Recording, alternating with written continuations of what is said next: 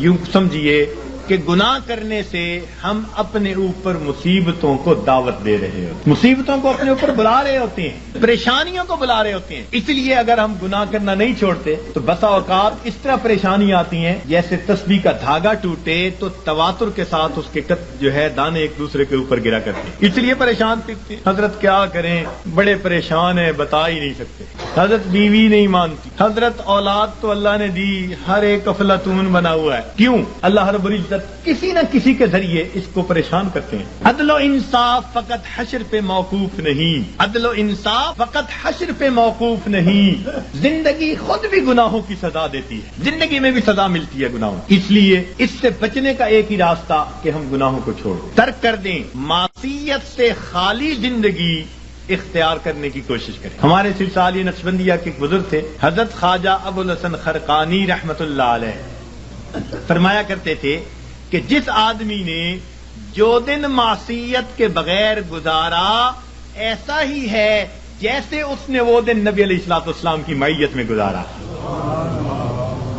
تو ہر دن میں ہمارے اندر ایک جذبہ ہو، میرے پروردگار آج کا دن میں تیری نافرمانی سے بچوں گا، میں نافرمانی کے بغیر گزاروں گا، تیرے فرما برداروں کی طرح زندگی گزاروں گا۔ اس جذبے کے ساتھ ہم ہر دن کی ابتدا کریں اور گناہوں سے بچنے کی کوشش، اپنے آپ کو بچائیں تاکہ دنیا میں بھی عزتیں ہوں، آخرت میں بھی عزتیں ہوں۔ تو فرمایا اللہ رب العزت نے وَذَرُوا ظَاهِرَ الْإِثْمِ وَبَاطِنَهُ، چھوڑ دو وہ گناہ جو تم ظاہر میں کرتے ہو یا تم چھپے ہوئے کرتے ہو۔ گناہ کرنے کی 4 وجوہات ہوتی ہیں، اللہ رب العزت نے ان 4 وجوہات کا تذکرہ قرآن پاک میں کر کے اس کا جواب بھی دے دیا۔ سب سے پہلی وجہ گناہ کرنے کی یہ ہوتی ہے کہ بندہ سمجھتا ہے کہ مجھے دیکھنے والا کوئی نہیں، سب سے پہلی وجہ مجھے دیکھنے والا، اور اگر یہ پتہ ہو نا کہ چھوٹا بچہ بھی دیکھ رہا ہے تو گناہوں سے بچے گا۔ تو جب یہ احساس دل میں ہو کہ مجھے دیکھنے والا کوئی نہیں تو یہ گناہ کرنے کی پہلی وجہ۔ اللہ تعالیٰ نے قرآن پاک میں اس کا بھی جواب دے دیا، فرمایا ان ربک لبالمرصاد، تیرا رب تیری گھات میں لگا ہوا ہے۔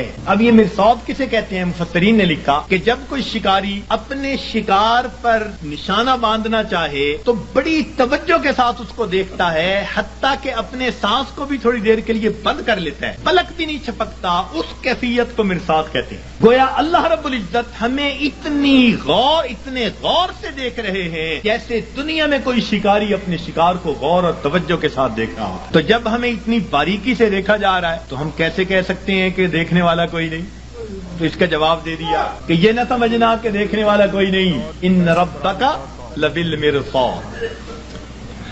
گناہ کرنے کی عموماً دوسری وجہ یہ ہوتی ہے کہ آدمی سمجھتا ہے کہ کسی کو پتہ ہی نہیں چلنے دیا، جی میں نے فون کیا پتہ نہیں چلنے دیا، میں نے فلاں یوں کیا پتہ ہی نہیں چلنے دیا، کسی کو پتہ ہی نہیں دی۔ یہ گناہ کرنے کی دوسری وجہ ہوتی ہے کہ بندہ سمجھتا ہے کسی کو پتہ ہی نہیں۔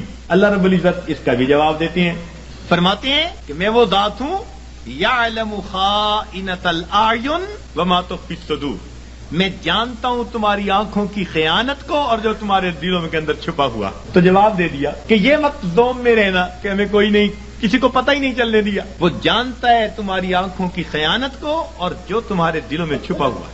اس کا بھی جواب دے دیا۔ گناہ کرنے کی عام طور پر تیسری وجہ یہ ہوتی ہے کہ بندہ سمجھتا ہے کہ میرے پاس کوئی نہیں تھا، میں اکیلا تھا، جس کا تھا ڈر وہ نہیں ہے گھر، اب جو چاہے کر، مقولہ بنا ہوا ہے۔ تو جب بندہ محسوس کرتا ہے نا جی میرے پاس کوئی نہیں تھا، تو یہ گناہ کرنے کی تیسری وجہ ہوتی ہے۔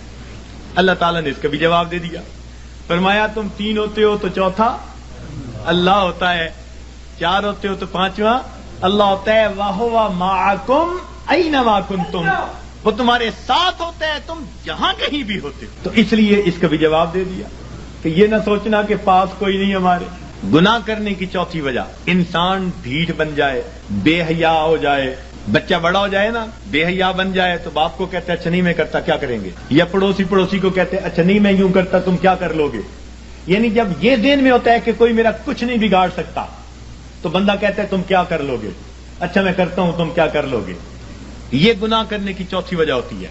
اللہ تعالیٰ اس کا بھی جواب دیتے ہیں اور فرماتے ہیں کہ بندے یہ مت سمجھنا کہ اللہ تعالیٰ کیا کر لیں گے، ان اخذہ علیم شدید، اس کی جو پکڑ ہے وہ دردناک بھی ہے اور سخت بھی ہے۔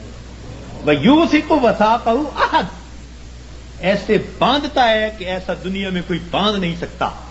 ایک جگہ فرمایا انی اعذبہ عذاب لا اعذبہ احدا من العالمین، میں ایسا جو ہے عذاب دوں گا کہ جہانوں میں ایسا عذاب کوئی دوسرا دے نہیں سکتا.